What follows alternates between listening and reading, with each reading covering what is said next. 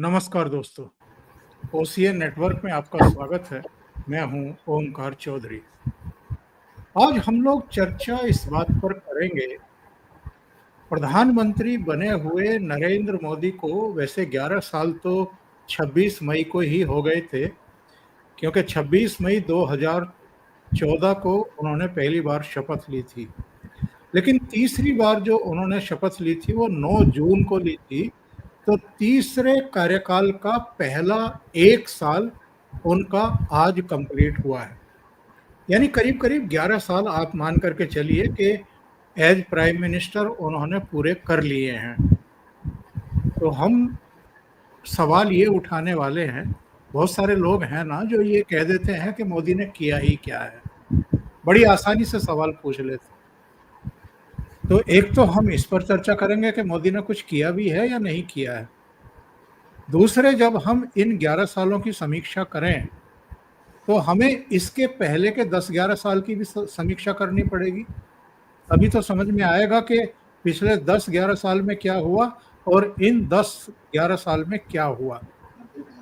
और प्रधानमंत्री नरेंद्र मोदी ने तीसरी बार शपथ लेने के बाद ये कहा था कि देश बहुत बड़े फैसलों के लिए तैयार रहे। तो वो बड़े फैसले क्या हो सकते हैं, इन पर भी चर्चा करेंगे।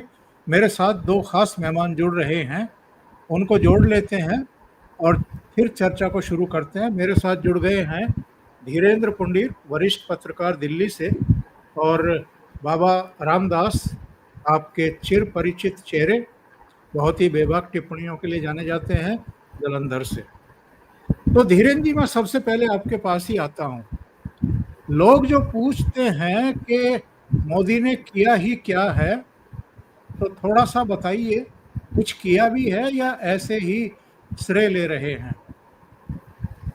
दरअसल हम लोग अगर अलग अलग उस पर करेंगे तो बहुत लंबा ये पूरा का पूरा हम लोग जिस पे बात करेंगे तो पूरा तमाम पूरे 11 साल इनके और 10 साल यूपीए के हम लोग अगर 10-10 साल ही देख लें तो उसमें बहुत बड़ा अंतर होगा। मैं शुरुआत आतंकवाद के मसले पर कर सकता हूं, वहां से शुरू करूं तो ज्यादा बेहतर है क्योंकि उसी में चर्चा चल भी रही है। क्योंकि यूपीए का जो और इन दोनों के गठबंधन में कम से कम आतंकवाद से निपटने में बहुत बड़ा अंतर है, दोनों की शैलियों में, दोनों के जवाब देने के तरीके में, और देश में आतंकवाद का जिस तरह से इस समय हमले या तमाम चीजों को अगर हम दोनों के बीच में अंतर देखते हैं तो आपको साफ दिखाई देता है। क्योंकि आतंकवाद पर अगर सबसे पहले यूपीए सरकार पर अगर हम लोग गौर करते हैं तो यूपीए सरकार का जो लचीला रवैया था उसकी वजह से आतंकवादियों को बहुत जबरदस्त तरीके से ये लगता था कि वो अटैक करेंगे और फिर बाहर निकल सकते हैं। भारत का एक्शन बहुत ज्यादा मजबूत नहीं होगा, इसीलिए अगर मैं कहूं 26/11 जैसे बड़े हमले हुए और उनके बाद सुधार करने की बहुत सारी कोशिशें जरूर हुई है, लेकिन वो बहुत बड़ा हमला था। अंतर्राष्ट्रीय सहयोग, खुफिया एजेंसियां, ये तमाम चीजें उन्होंने कोशिश की, लेकिन वो हिचकिचाहट एक लगातार आपको यूपीए के एक्शन में दिखती रही।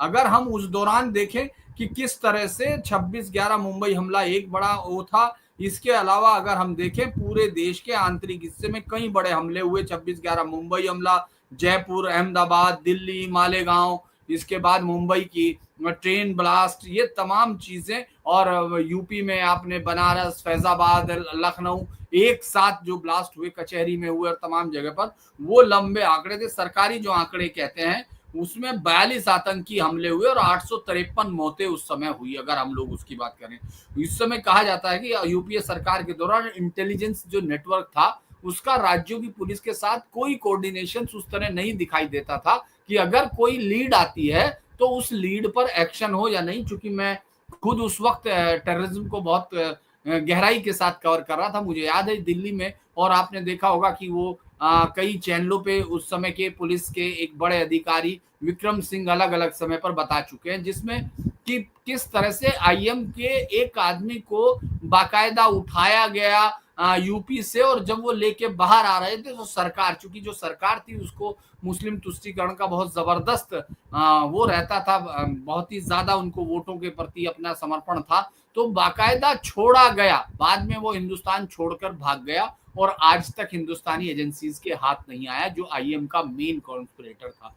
तो उससे पहले आपने देखा होगा राज्यों में मुकदमे भी वापस लिए जा रहे थे। तो ये सब थे, लेकिन जैसे ही एनडीए का कार्यकाल आया तो जो एनआईए अधिनियम सरकार लाई थी यूपीए की, या जो यूएपीए था, वो चूंकि सरकार यूपीए के सरकार में भी था, उसको अधिक प्रभावी बनाने के लिए संशोधन किए गए। और सबसे बड़ा काम किया गया कि आप ये देखिए, अभी तक जो है आप संगठनों को आतंकी घोषित कर सकते थे। आपको मालूम है, हाफिज सईद या ये तमाम लोग जो अलग आदमी थे, इनको एक आदमी के तौर पर कोई संगठन आतंकी घोषित करने का हमारे पास कोई एक निजी प्रावधान नहीं था जिसमें कि व्यक्तियों को भी आतंकी घोषित किया जाए। इसके लिए बाकायदा पुलिस जो पैरामिलिट्री फोर्सेस है उनको राइट्स दिए गए, उनको कहा गया, खरीद की उनको अनुमति दी गई। इसके अलावा जो आंतरिक हमले थे उनमें 7 आंतरिक हमले हुए, 11 नागरिकों और 11 सुरक्षा कर्मियों की मौत बताई गई, लेकिन इसमें शायद पुलवामा उन्होंने नहीं जोड़ा है। स्लीपर सेल और टेरर फंडिंग को तोड़ने में बड़ी जबरदस्त भूमिका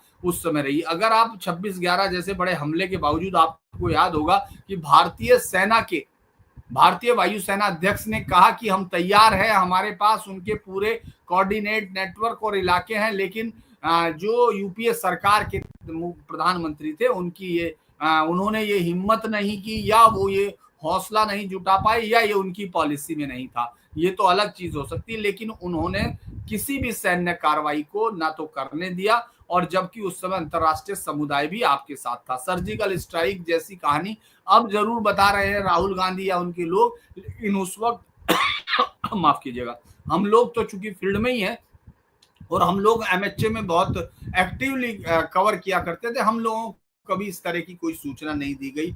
जबकि एनडीए में सीधे तौर पर surgical strike, Balakot air strike 2016-2019, और उसके बाद आपने देखा किस तरह से ऑपरेशन सिंदूर है।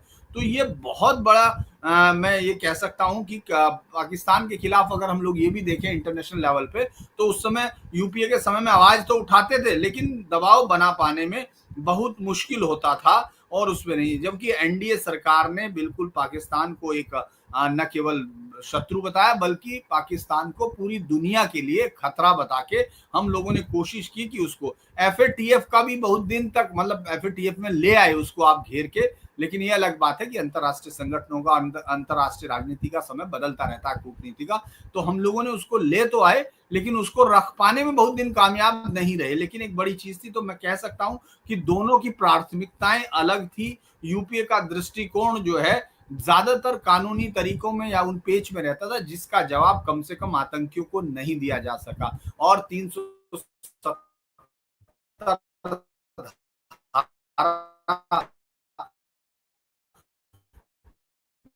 जो हटाई गई है, मुझे लगता है कि आपकी आवाज में हम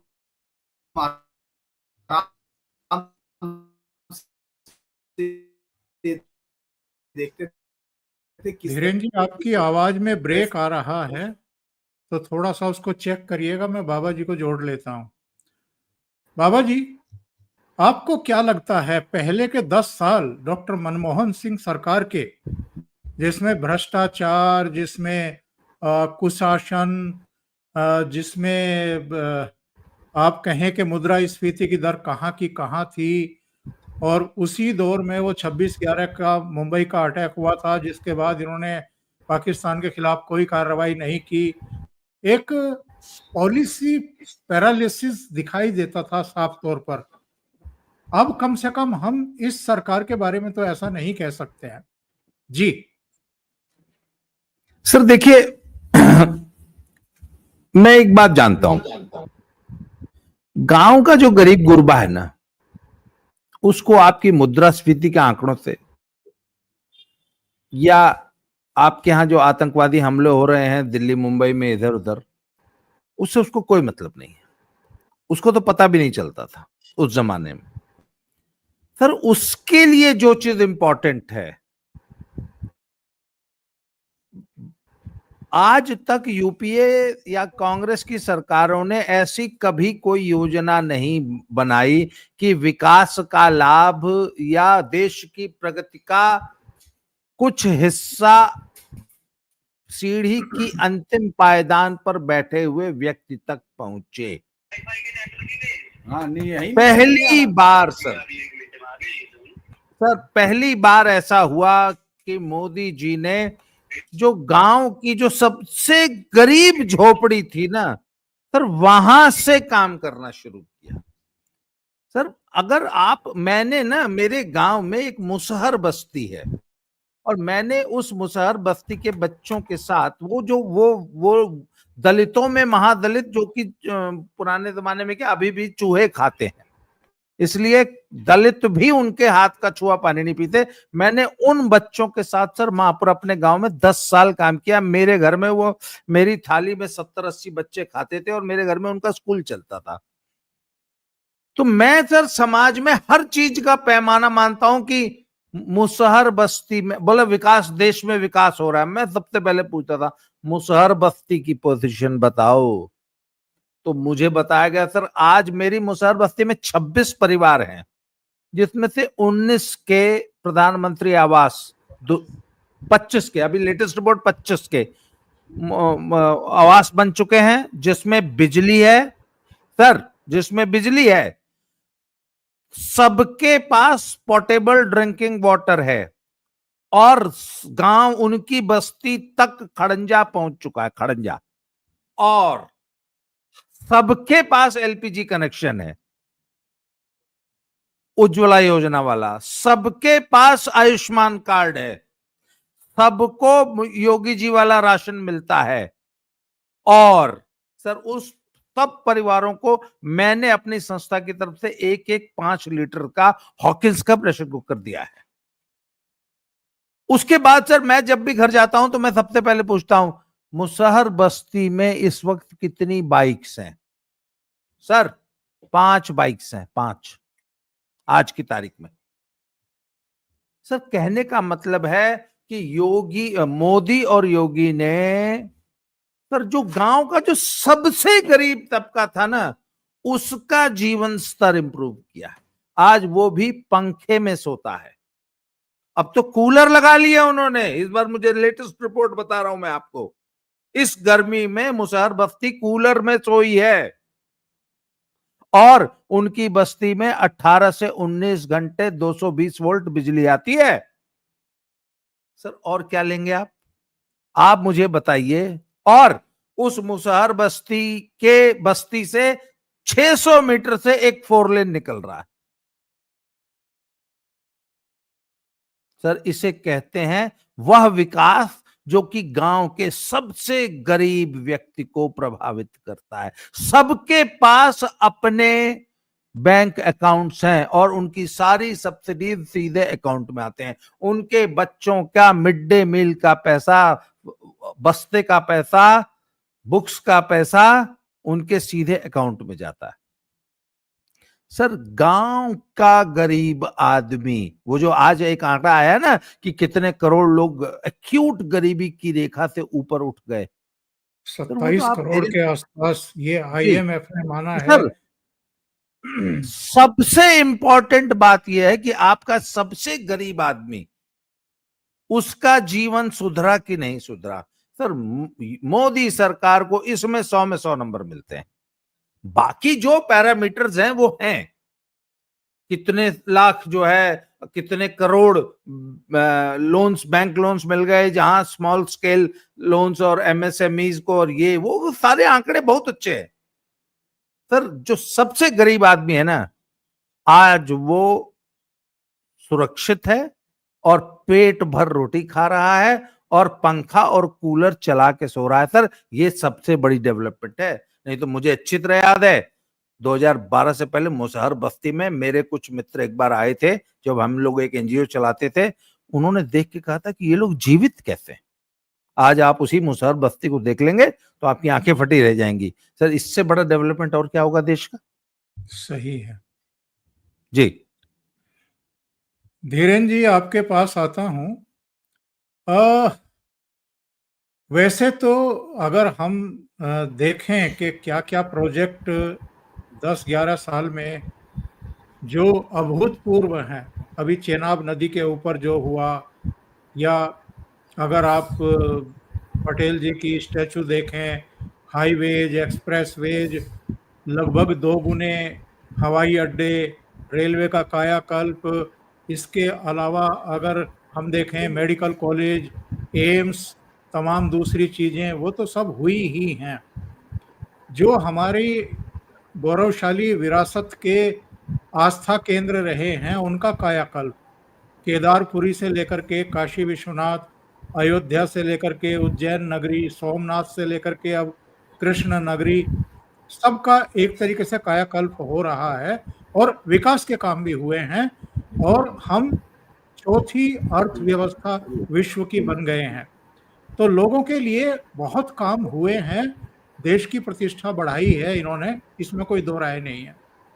जो राजनीति करते हैं उनके लिए कहना बहुत आसान है कि किया क्या है, पर क्या अभी भी एक वर्ग है जो मोदी जी के काबू से बाहर है और एक इकोसिस्टम है जो देश विदेश में बहुत गलत मैसेज भेज रहा है।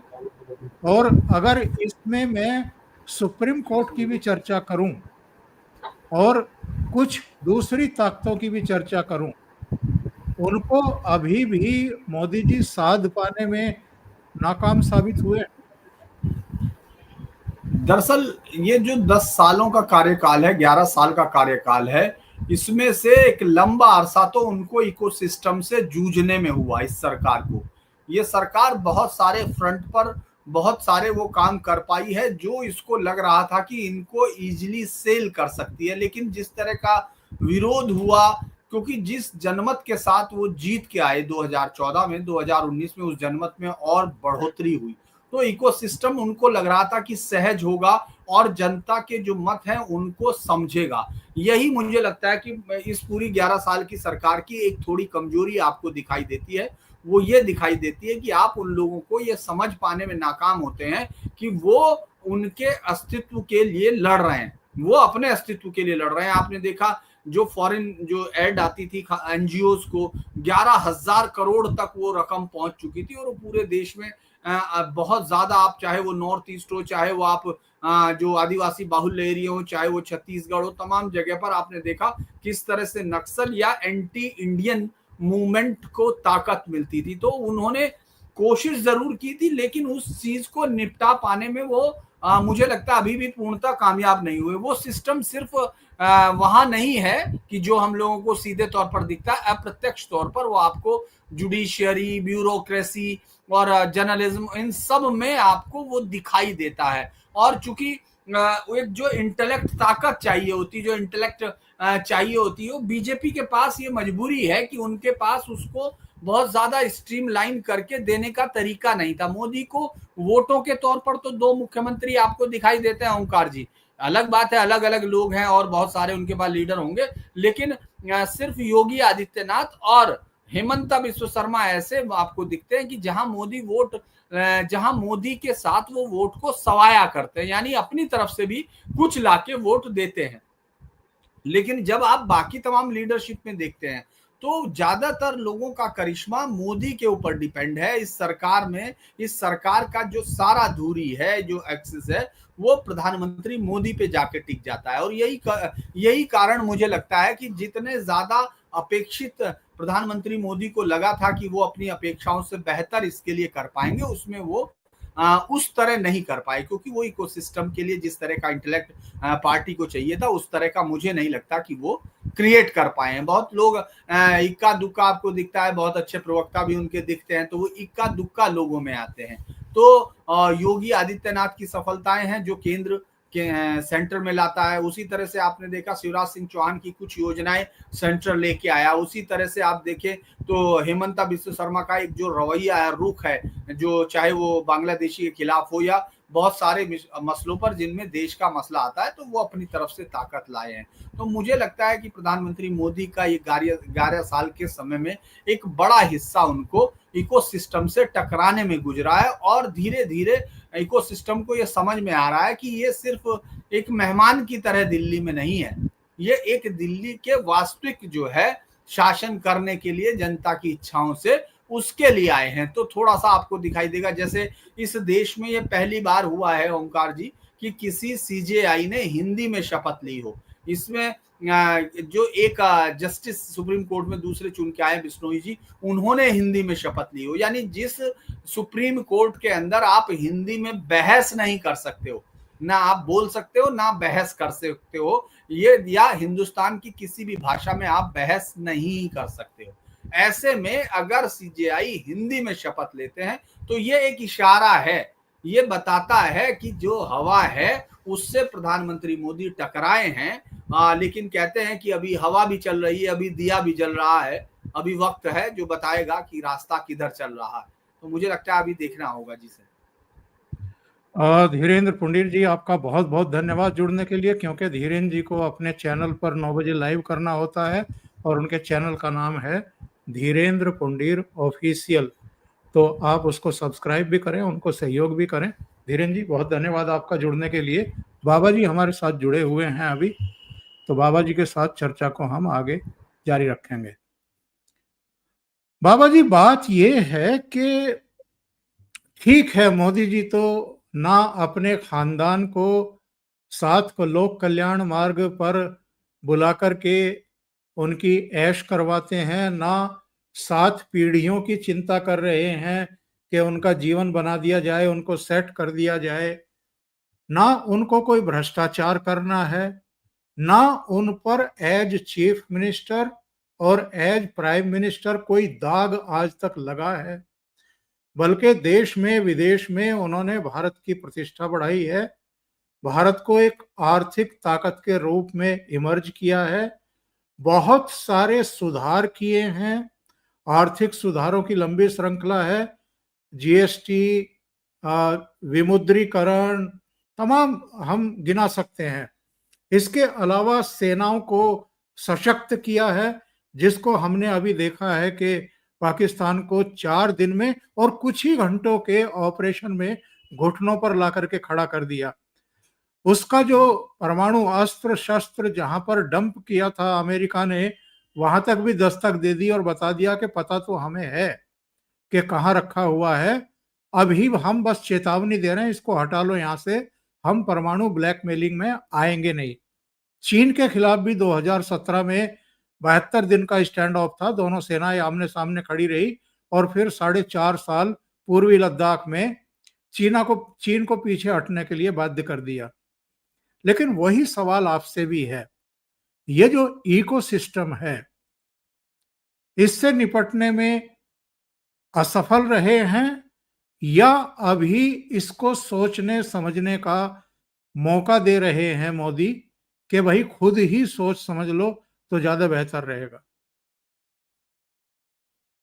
सर देखिए, जहां तक डीप स्टेट का और जॉर्ज सोरोस वाला जो इकोसिस्टम है या वामपंथियों का इकोसिस्टम है, उससे तो मोदी लड़ते हुए दिखाई दे रहे हैं, बहुत हद तक सफल हैं और इकोसिस्टम की अब तक उन्होंने दाल गलने नहीं दी है। पर जो हमारे देश का जो देशी इकोसिस्टम है वो जो पल रहा है, उसके सामने मोदी अभी बहुत इफेक्टिव मुझे नजर नहीं आते हैं।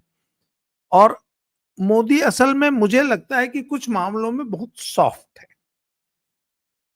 मुझे ऐसा लगता है कि मोदी, एक तो हमारी 2-3 लॉबीज हैं जिनसे अभी तक तो नहीं पार पाए हैं। पहली लॉबी है हमारी जो जुडिशरी है। भाई, अगर आपके नागरिकों को 40-40 साल तक न्याय नहीं मिलता है, इसका मतलब हमारी जो जुडिशरी में जो जड़ता है उसको समाप्त नहीं कर पाए मोदी। उन्होंने, मुझे सबसे बड़ी आशा थी कि मोदी जुडिशियल रिफॉर्म्स करेंगे, मोदी वो नहीं कर पाए। नंबर 1 मुझे जो सबसे बड़ा उनका जो कमी नजर आती है। नंबर 2, हमारी एक सर बहुत बड़ी फार्मास्यूटिकल लॉबी है हमारे देश में। हालांकि वो हमारे देश की ही नहीं है, वो अंतर्राष्ट्रीय लॉबी है और उसके पास इतना बड़ा बजट है कि वो तो भारत जैसे देश को चुटकियों में खरीद सकते हैं, उनके पास इतना पैसा है। क्यों? क्योंकि 3 पैसे की दवा वो पिछले 100 सालों से 3 पैसे की दवा को 100 रुपए में बेच रहे हैं। तो इतना भयानक प्रॉफिट कमा रही है वो लॉबी। और आज भी सर, अगर आप दवाओं की होलसेल मंडी में चले जाएं तो जिस दवा का होलसेल दाम 10 रुपया है वो 100 रुपए में बिक रही है और बेचारा गरीब आदमी खरीदा। मोदी जी ने एक बड़े अच्छा प्रयास किया था कि वो जन औषधि, प्रधानमंत्री जन औषधि, सर जेनेरिक जो दवाइयाँ। हाँ, जेनरिक दवाइयां, तो जो जो लॉबी है, फार्मा लॉबी, वो उन बेचारी दवाओं दुकानों को चलने नहीं देना चाहते। जालंधर के सिविल हॉस्पिटल के गेट पे जन औषधि का काउंटर है जिसमें एक भी दवा नहीं मिलती। क्यों? क्योंकि सामने जो दवाइयों की जो मार्केट है वो उस दुकान को चलने ही नहीं देती, और रेड क्रॉस को वो दे रखी है, रेड क्रॉस लाचार है। शहर में 2-3 चल रही हैं और वो नहीं चलने देते। और सर गरीब आदमी को 5 रुपए की दवा 50 रुपए में खरीदने के लिए बाध्य होना पड़ रहा है। सर ये एक बड़ा चैलेंज है और फार्मा लॉबी के सामने मोदी लाचार नजर आते हैं। मैंने वकीलों का और जज साहब लोगों का आपको बता ही दिया। उसके अलावा सर जो ये वामपंथी जो इकोसिस्टम है ना, डफली गैंग, भारत तेरे टुकड़े होंगे इंशाअल्लाह इंशाअल्लाह, नक्सलियों पे तो बहुत हद तक काबू पाने में कामयाब रहे हैं, परंतु ये जो लॉबी है जो भारत तेरे टुकड़े होंगे, इसको सर जितनी सख्ती से कुचलने की जरूरत थी, मोदी इनके प्रति थोड़े सॉफ्ट नजर आते हैं। और उसके बाद ये किसान आंदोलन के नाम पे ये जो कभी भी सड़क घेर के बैठ जाना, और 1.5 साल तक, आप बताइए दिल्ली अगर 1.25 साल तक घेर के बैठे रहे, पंजाब के बॉर्डर पे 1.25 साल तक घेरते रहो, और मोदी जिस तरीके से लाचार उनके सामने दिखाई दिए, और वो पता नहीं कौन से डेमोक्रेसी पाल रहे थे, मुझे नहीं समझ में आता। तो मोदी को ऐसे अराजक तत्वों से सख्ती से डील करना चाहिए था जैसे योगी जी कर रहे हैं। तो ये मुझे लगता है कि मोदी जी को अच्छा, और अंतरराष्ट्रीय मसलों पे सर मोदी का जवाब नहीं है। मोदी के सामने तो मैं आप देखेंगे कि बड़ी बड़ी महाशक्तियां, वो चाहे वो चीन हो, चाहे अमेरिका हो, चाहे रूस हो, वो गर्दन झुका के ही बात करेंगे, घुटनों पे बैठी नजर आएंगी। मोदी की जो कूटनीति है और मोदी की जो फॉरेन पॉलिसी है उसमें आप खोट नहीं निकाल सकते। और मोदी ने जो ये 4.25 दिन के युद्ध में जो सारी दुनिया को अपना लोहा मनवाया है, और हमारी सेनाओं का और हमारे वैज्ञानिकों का जो शौर्य और पराक्रम दिखाया, उसे सारी दुनिया हतप्रभ है, हतप्रभ है सर। उनको समझ में नहीं आ रहा कि अरे ये क्या कर दिया मोदी ने, जिसकी किसी को आशा नहीं थी। तो सर मोदी ने जो भारत का मान दुनिया भर में बढ़ाया है, हमारे उद्यमियों ने, हमारे मेहनत मजदूरी करने वाले हमारे मजदूरों ने जो इंडस्ट्रियल ग्रोथ दिखाई है, हमारे वैज्ञानिकों ने, हमारे युवाओं ने, हमारे किसानों ने जो जो पराक्रम दिखाया, उसका तो कोई, और इसके लिए सर मोदी की लीडरशिप बहुत इंपॉर्टेंट है। तो Modi is doing a wonderful job. अच्छा, उसके बाद इंफ्रास्ट्रक्चर के सर उसमें तो कहना ही क्या है सर। मुझे वो भी दिन याद है जब जम्मू से श्रीनगर में 12 घंटे में बड़ी मुश्किल से पहुंचा हूं, मुझे वो दिन याद है आज भी। और आज सर 3.5 घंटे में आप जम्मू से श्रीनगर अपनी निजी अगर कार से जा रहे हैं तो बाय रोड 3.5 घंटे, और बाय ट्रेन 3.5 घंटे में पहुंच रहे हैं। बहुत जल्दी वो दिन दूर नहीं है जब आप शाम को 7 बजे दिल्ली से बैठेंगे और सुबह 7 बजे जो है मात्र 600 रुपए का स्लीपर का टिकट लेके आप श्रीनगर में उतर जाएंगे। तो जो इंफ्रास्ट्रक्चर का डेवलपमेंट किया है सर, आज वाकई गरीब आदमी हवाई जहाज में ट्रेवल कर रहा है। बिल्कुल सही है। अच्छा, आखिर में मैं ये जरूर जानना चाहता हूं, प्रधानमंत्री नरेंद्र मोदी ने तीसरी बार शपथ लेने के बाद कहा था कि देश को बहुत बड़े फैसलों के लिए तैयार रहना चाहिए। ये बड़े फैसले कौन से हो सकते हैं? क्या एनआरसी हो सकता है? क्या यूसीसी हो सकता है? वैसे ये जो पहलगाम की घटना हुई है, इसके बाद से जो अभियान पूरे देश में इस समय चल रहा है, बांग्लादेशी, रोहिंग्याज, छिपे हुए पाकिस्तानी, उन सबको जिस तरीके से ढूंढ ढूंढ करके निकाला जा रहा है, जिस तरीके से मजारों, जो अवैध मजारें कहीं भी उग आती हैं, उनको तोड़ा जा रहा है, अवैध मदरसों के ऊपर बुलडोजर चल रहे हैं, अवैध मस्जिदें जितनी गुजरात से लेकर के कई जगहों पर हमने देखी हैं, एक बड़ा काम उन्होंने छेड़ दिया है देश की साफ सफाई का। तो क्या अभी एनआरसी जैसी चीजें हम यूसीसी पूरे देश में लागू होते हुए देखेंगे, और भी कुछ बड़े फैसले हो सकते हैं जिनका वो समय आने पर ही ऐलान करेंगे। बहुत सारी चीजों का तो हम लोगों को भान भी नहीं होता, आभास भी नहीं होता कि वो क्या फैसले लेने जा रहे हैं। सर मैं आपको सच सच बताऊं, मैं एनआरसी और यूसीसी जैसे फैसलों को बिल्कुल भी बड़ा फैसला नहीं मानता हूं। ये देश की जुमा जुमा 15% पॉपुलेशन के लिए महत्वपूर्ण निर्णय हो सकते हैं। अधिकांश जनता को आपकी एनआरसी और यूसीसी से मतलब नहीं है। पर मैं बड़ा फैसला तब मानूंगा जब इस देश के 80% लोग इनकम टैक्स दे रहे होंगे, जब इस देश के 100% लोग हेलमेट लगा के मोटरसाइकिल चलाएंगे और रेड लाइट जंप करने से डरेंगे, जब इस देश का बच्चा बच्चा कहीं पर भी कूड़ा फेंकने से और कहीं पर भी टट्टी पेशाब करने से पहले 100 बार सोचेगा कि मेरा चालान हो जाएगा। मैं इस देश को ट्रूली विकसित देश तब मानूंगा जब हम सिविल अपने व्यवहार में एक नागरिक के तौर पे इस देश को सही मायनों में डेवलप्ड बनाने वाले, जब गांव का आदमी कटिया लगानी बंद कर देगा, मुफ्त की बिजली चोरी जिस दिन इस देश में बंद हो जाएगी ना, मैं मानूंगा कि नहीं, मोदी ने बहुत बड़ा फैसला लिया कि अब देश में किसी की हिम्मत नहीं है कि वो बिजली चोरी। या मात्र 3 या 4, मैंने सुना है 6% लोग इनकम टैक्स देते हैं। जिस दिन देश का बच्चा बच्चा इनकम टैक्स देने लग जाएगा ना सर, मैं मानूंगा कि नहीं, देश जो है वाकई, अब मैं इसको बड़ा फैसला मानूंगा सर यूसीसी एनआरसी तो चंद मुसलमानों के अलावा किसको, गांव के गरीब आदमी अगर यूसीसी आप ले आइए, एनआरसी लागू कर दिए, मैं तो एक बात जानता हूं, मुसरौटी के या महापुर मेरे गांव के कितने आदमी यूसीसी और एनआरसी से प्रभावित होने जा रहे हैं। पर यदि मेरे गांव का एक आदमी को सड़क पर कूड़ा फेंकने से पहले 4 बार सोचना पड़े, सर इस राष्ट्र को सचमुच का एक विकसित राष्ट्र बनाने के लिए आपको इस लेवल तक बड़े फैसले लेने होंगे। मैं उनको बड़ा फैसला मानता हूं सर, ये छोटे मोटे फैसले हैं जिनका आपने नाम लिया है। अभी तीसरे कार्यकाल के 4 साल बाकी है प्रधानमंत्री नरेंद्र मोदी के।